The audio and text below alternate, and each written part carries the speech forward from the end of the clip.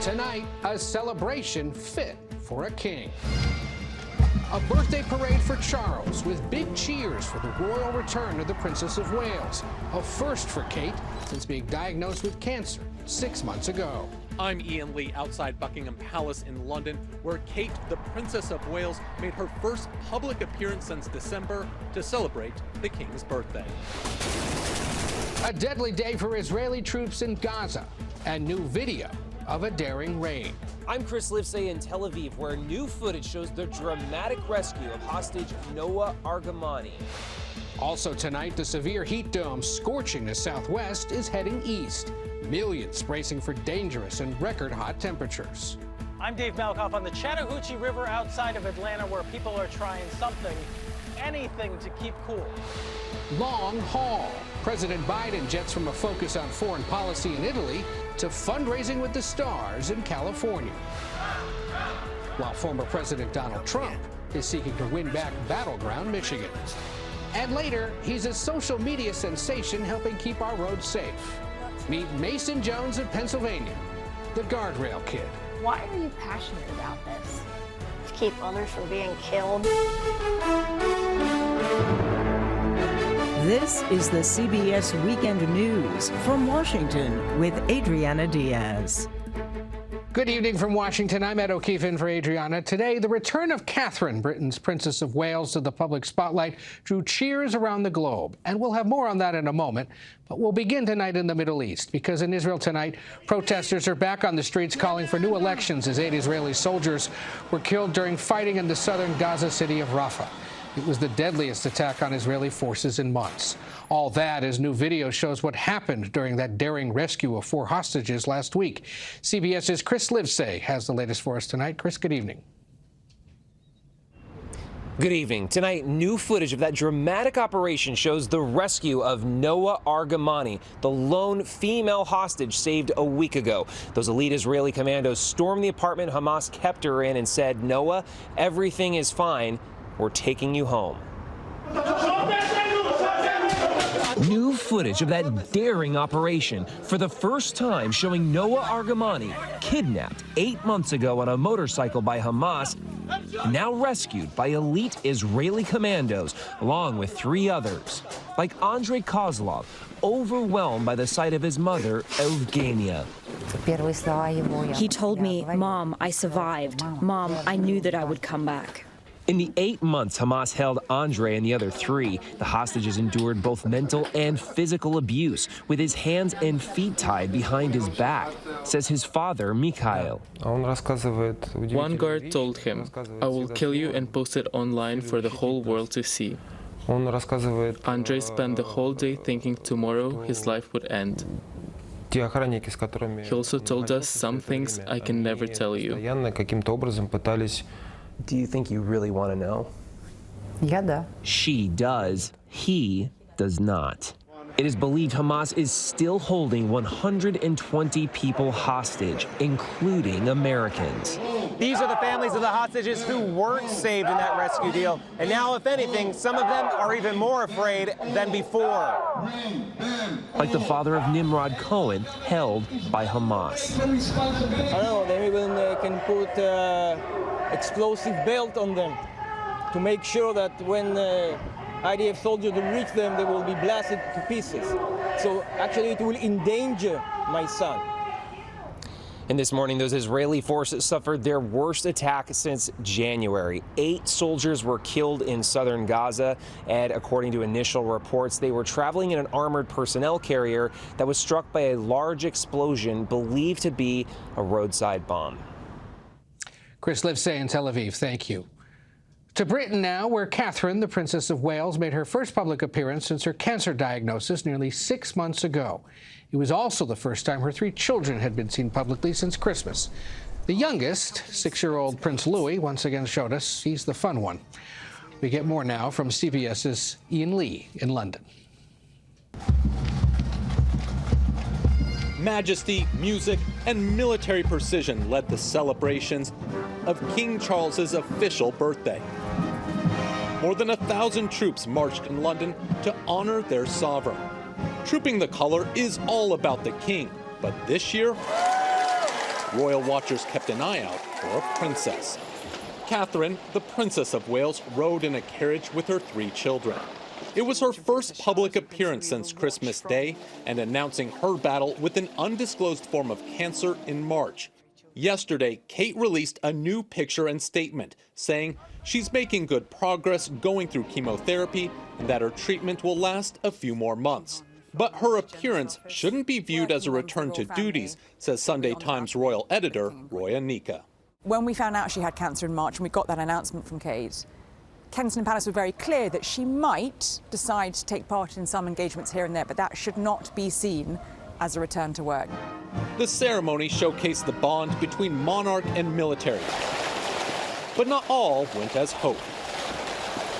Well, the weather seems to be raining on the King's Parade, but the show still must go on. But in typical British fashion, 1 minute it's sunny, the next minute it is raining horizontally. But it didn't stop the King, who's also fighting cancer. His was discovered during surgery on his prostate earlier this year. He traded his horse for a carriage during the parade. And later, the whole family joined him on the balcony of Buckingham Palace, waving to a crowd of thousands, capped off with a flyby from the Royal Air Force. While this was a day of celebration, the country wanted to know how their king and princess were doing. Kate appeared poised, especially while wrangling her 3 children, and the king looked strong, standing there, taking salutes and returning them during the ceremony. Ian Lee, CBS News, London. Back here at home, there are concerns about the weather because it's already hot across much of the country and about to get worse. The heat dome is shifting east, and more than 135 million people from Chicago to New York face a real sizzler. CBS's Dave Malkoff is tracking the temps for us tonight. Dave, good evening.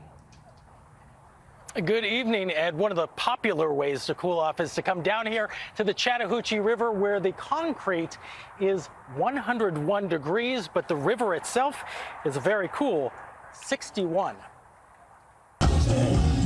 Cool fans are turning as the DJ keeps the hot track spinning in downtown Atlanta. And she's not the only one with a box fan today. The local Salvation Army gave piles of them away, while kids in downtown Atlanta jumped in the Olympic ring splash pad. We just can't escape the heat. No escape from the high temperatures. Even overnight, all the South is trapped under a heat dome. At the U.S. Open in North Carolina, extreme heat is hitting the players and the spectators. A lot of water early and often today. Medical staff brought in for the event say on Friday they treated hundreds for heat-related illnesses. In Phoenix, America's hottest big city, 18 shipping containers have been turned into cooling centers. Officials are trying to avoid last year's record, 645 heat deaths. And in Florida, after 4 days of historic rainfall, floodwaters are receding. In Miami, fire crews going door to door checking to make sure everyone's safe. Looks like we're heading into a summer of extremes here. And Ed, these heat waves are 3 times more likely to happen now than they happened in the 1960s. And according to the EPA, they're actually lasting longer. And that's because we have more concrete and we're also dealing with global climate change. Dave Malkoff for us tonight. Thank you so much. For more on the extreme weather, let's check in with meteorologist Paul Goodloe from our partners at the Weather Channel. Well, Ed, we're tracking storms this weekend as well as more heat, record-setting heat, and yes, more tropical moisture could lead to flooding. Right now, the storms that are rolling across the Midwest and northern plains right now keep rolling overnight and then wind down. And then tomorrow's Father's Day, a great start to the day, but later in the day on Sunday into overnight into Monday could be dealing with strong and severe thunderstorms, damaging wind, hail, the biggest threats here as we head overnight. Then, as the rain moves out, the heat moves in, could be record-setting mid-upper 90s, nosing their way into the Northeast and New England as we head into the middle of next week. Then we're also watching an area of tropical development. But just like last week, it's not a named system, it's just tropical moisture. European model bullish on some heavy rain. American model even more bullish. We could see similar scenes like we saw in Florida this past week set up here across the Gulf Coast. Ed?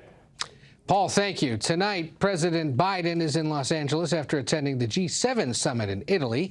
Air Force One flew more than 6,000 miles, landing in L.A. as the sun came up. The president now surrounded by stars. In fact, he's seeing some of them tonight at a big Hollywood fundraiser. CBS's Natalie Brand is tracking it all from the White House. Natalie?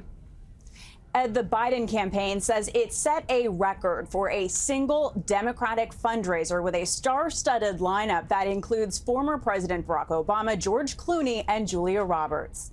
President Biden arrived in Los Angeles early Saturday, banking on a boost from celebrity support. His re-election campaign says tonight's A-list event has already raised at least $28 million. The Los Angeles fundraiser is happening on the same day as a summit in Switzerland focused on peace in Ukraine. Vice President Kamala Harris stepped in for the president, meeting with Ukraine's President Volodymyr Zelensky and world leaders and announcing an additional $1.5 billion in U.S. aid. It is in the interest of the United States to defend democratic values and stand up to dictators. The vice president's trip comes less than 24 hours after campaigning in Georgia, trying to shore up support among black voters.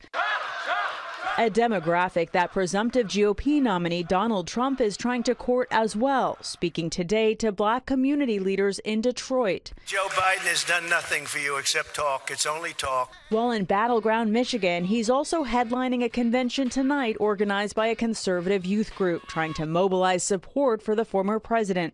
Attendees include controversial Trump allies, including Steve Bannon, Roger Stone, and Congresswoman Marjorie Taylor Greene.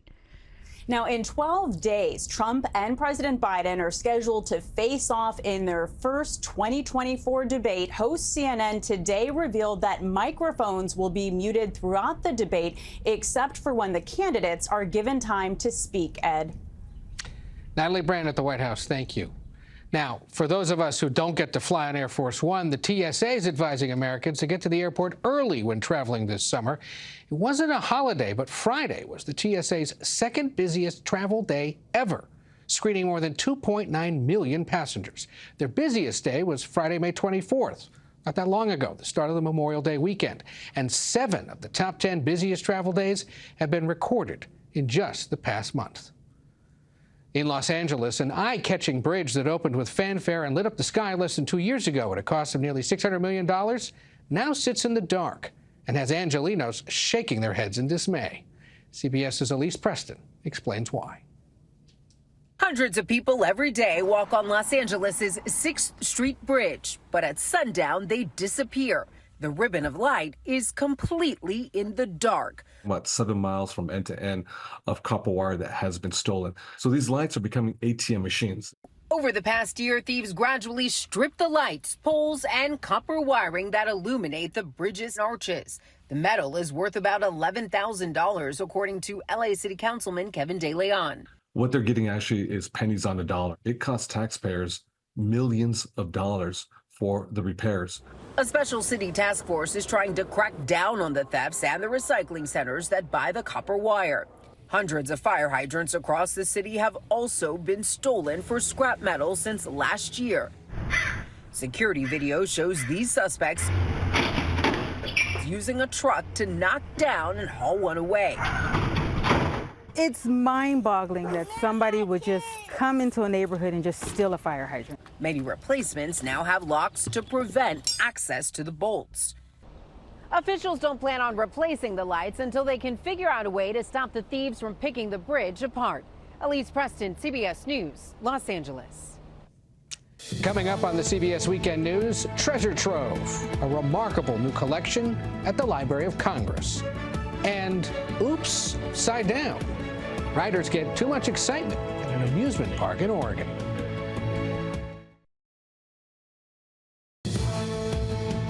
This week, a new exhibit opened at the Library of Congress showcasing rare artifacts spanning centuries of history. CBS's Nicole Killian takes us behind the scenes.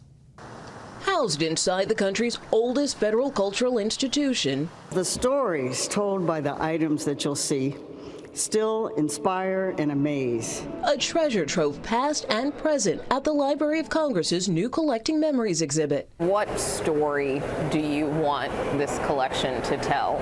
What we want people to get from looking at just a sample, a small sample of the treasures of the Library of Congress is these are their memories, these are their items, it is the nation's library. Librarian Carla Hayden gave us a guided tour tour, beginning with a handwritten draft of President Abraham Lincoln's historic Gettysburg Address. That's the only photo we have, or anybody has, of him at Gettysburg. And the contents of Lincoln's pockets from the night he was assassinated. He had a pocket watch. He had 2 pairs of glasses. There's a handkerchief. His billfold, it has his name, Abe Lincoln. There's also a crystal flute First Lady Dolly Madison saved when the White House was burned by the British. Made famous again after pop star Lizzo visited the library and played it at one of her concerts. After Miss Lizzo played that flute, we had a teacher contact us and said, I think there'll be more children who want to play the flute after seeing that. So it kind of took off. It took off. And people said, what else does the Library of Congress have? With more than 178 million items, the library narrowed down this exhibition to just over 100 of its most prized possessions. Doe, a deer, a female deer. Oscar Hammerstein's lyric sheet from Do Re Mi and the Sound of Music, the original Spider-Man drawings, the designs of the Washington Monument and the Vietnam Veterans Memorial, and the sewing machine used to construct the AIDS Memorial quilt. These are the things that we want everyone to be able to see. You don't have to be the President of the United States. You don't have to be a visiting ambassador. You want to make it more hands-on. You can see. It's free, and you can have that pinch me moment. To believe, inspire, and preserve. Nicole Killian, CBS News, Washington. Gotta go check that out. Still ahead on the CBS Weekend News, the amusement park ride that ended too soon and kept dozens dangling.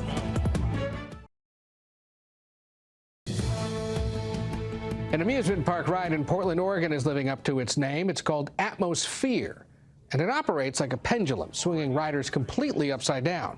But it got stuck late Friday, leaving about 28 people dangling upside down for nearly 30 minutes. The ride was manually lowered, and thankfully no one was injured. Tonight, the Florida Panthers can wrap up hockey's Stanley Cup with a win in Edmonton. It would give the Panthers a sweep over the Oilers and their first championship. And the Best of Broadway will be celebrated tomorrow at the 77th Tony Awards. Stereophonic is tied with the Alicia Keys musical Hell's Kitchen for the most nominations. The ceremony happens tomorrow night live at 8 p.m. Eastern, 5 p.m. in the West, right here on CBS. Next on the CBS Weekend News, meet the boy making America's roads safer, bolt by bolt and guardrail by guardrail.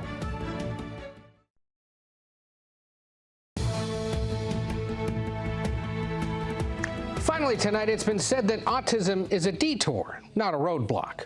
In tonight's Weekend Journal, CBS's Liz Crawford tells us about a boy who's using his superpower to make our roads safer. I shouldn't be moving this. It started about a year ago when Mason Jones, who was 10 years old at the time, came across a video on YouTube about guardrails. What was the main thing that you remember that really stuck with you? Mainly it being unsafe.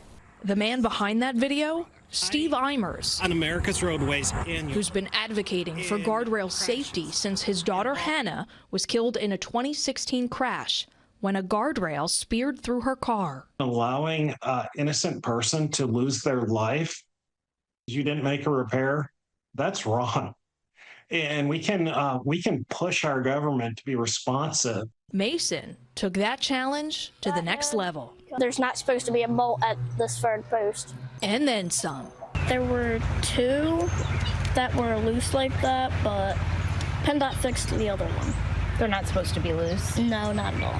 Over the last year, Mason says he's reported dozens of guardrails to PennDOT. I'll bug them till they fix it. Why are you passionate about this? To keep others from being killed. I think it's awesome.